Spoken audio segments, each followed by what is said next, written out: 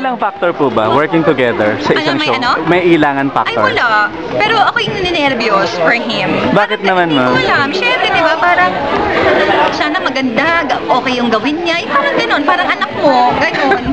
Pwede parang ganun eh. Siguro if you have relationship, kaya siguro yung iba nahihirapan is because yun nga, mas una ka ninervyos, mas una ka rin natutuwa. Yung mas doble kung ano man yung emosyon yung nararamdaman mo. Pero excited po nung nalaman niya magiging Oo part siya. naman. Masarap kasi kapag ang katrabaho mo, ay yung sobrang komportable mo na, parang si Zoren. Parang kasama namin yung mga anak namin dito. So parang kahit katrabaho kami, kasama pa rin namin yung gambal. So may bonding pa rin. Ang mahirap lang sa dressing room. Kasi Bakit? pakikialaman yung buhok mo.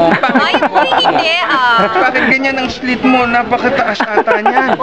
May looking forward po ba that you work together soon pa sa mga ibang projects? Sana this is just only the beginning again. Mm-mm. Sana meron pa, pero yun, sana How about tuloy-tuloy sa lang. mga acting or sa teleserye kung sakali pong bigyan ng Ay, chance? wala, open naman kami. Sana. So kayo po yung mag-asawang okay lang mag-work together? Kasi yung iba parang ayaw, di ba? Parang Oo. gano'n. Ako naman Pero kayo po, parang bakit okay lang. gano'n kayo comfortable to work sa isa't isa? Siguro kasi parang una-una tanggap na naman namin yung isa't isa. Parang medyo makulit lang ako sa kanya, medyo makulit din siya sa akin. Pero ang gagawin mo na lang, medyo spacing ka lang ng konti. Medyo hihiwalay ka muna ng dressing room, o kaya tatahimik ka muna. Siguro alam lang namin kung paano namin sakyan yung isa't isa. Pero may mga turuan factor po ba? Or may mga tips factor po ba? O ito dapat, ito lang dapat, yung mga sabihin. May mga gano'n. Kasi alam niyo frank si Sir Soren, di ba?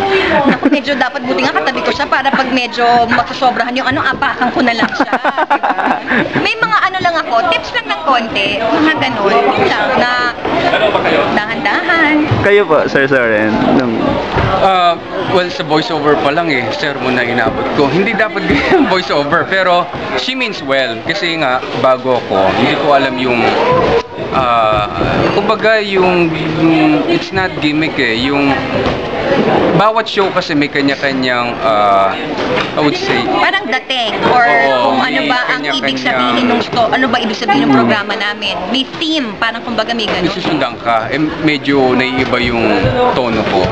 Sir, how excited you are nung interview nyo? Yung first assignment nyo with Maha and excited po ba kayo? Kinakabahan kayo? Kung ano yung mga dapat ng... Challenge ako because si Maha mahirap pigain pagdating sa relationship niya.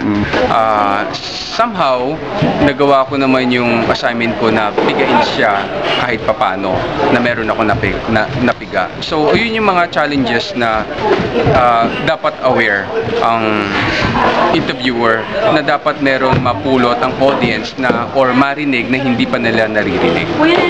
Okay, thank you po. Alright.